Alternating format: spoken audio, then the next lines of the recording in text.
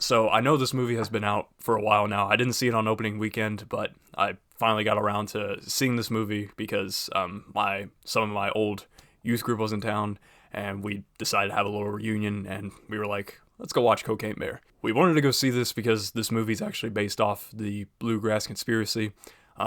The person that dropped the cocaine in the plane was from Kentucky, and that's what led to the bear in real life to eat the cocaine and have an overdose. And as what I've heard, it's somewhere in Lexington. The Cocaine Bear, the actual Cocaine Bear, it's stuffed.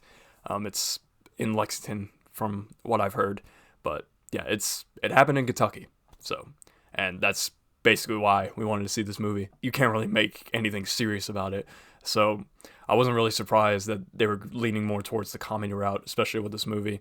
And the movie is actually really more violent than I realized. There's a lot of moments in the film where I had to like sort of look away at the screen for a little bit because there was moments where it was too much, and there's some moments with the bear that just had me dying, like laughing. There's one scene in particular I can't give away because spoilers, but yeah, there's some moments where the bear, when he attacks, it's gory, and I was very surprised by that.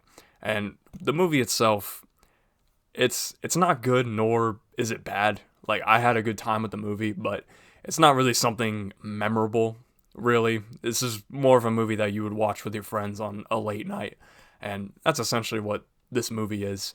And I think that's what Elizabeth Banks knew at the time when she was making this movie. I do like, though, that this movie takes place in the 80s, and I thought the soundtrack was really good. And actually, the composer of this movie is actually Mark Mothersbaugh. And if you don't know who Mark Mothersbaugh is, he's the lead singer of Devo. And I, with the music is in this movie, it's definitely a lot more synth driven, which I really respect for a movie that takes place in the 80s. You'd probably expect that. And as soon as his name came up in the opening credits, I thought that was really cool, and I it made sense with like the synth stuff. But yeah, I was very surprised to see Mark Mothersbaugh in the opening credits, and I'm glad he got to compose this movie. I guess one of my main negatives in this movie is this movie had a lot of subplots, and there's one in particular that I felt like should not have been in the movie because it really wasn't necessary. So there's this detective character in the film, and he gets this dog, and that's basically his whole subplot. Essentially, is about this dog, and I didn't really think that was really needed in the movie. Like, you really could have just taken that dog plot out and just have him just focus on the case looking for this cocaine, and I think that would have worked better.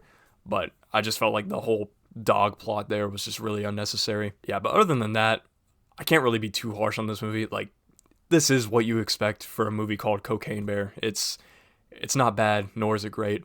It's mainly a good time, and I think that's what you expect for a movie like this. So I'm not going to be too harsh on it because I did have a good time at the movie. I mean, if you guys want to see a bear lose his mind, this movie is definitely for you. I would give it a watch if you want to watch something with your friends just to have a good time. This is definitely the movie for that, but it's really not a movie that I would really want to go out of my way to watch again. If one of my friends plays it, I'll probably watch it, but it's not something I would go out of my way to watch again. But overall, I had a pretty good time with the movie. I think I'm gonna give this movie a C plus.